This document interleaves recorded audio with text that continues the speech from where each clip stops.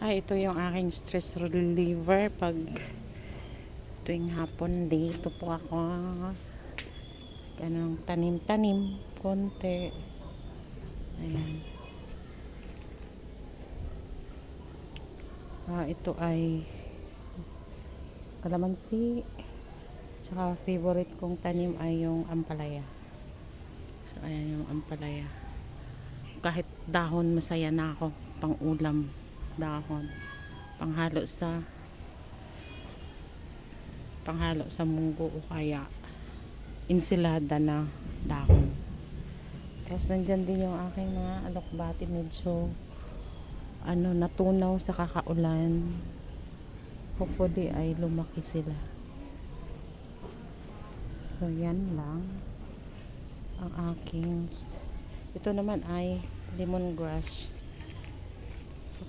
Kakatanim ko lang, ayan, buhay na sila. Ayan. So pag magtanim kayo ng lemongrass, wag masyado sa matubig, kailangan sila sa tuyo-tuyo. So ayan lang ang aking stress reliever, o kaya pag walang ulam, ayan, kuha lang ako ng dahon.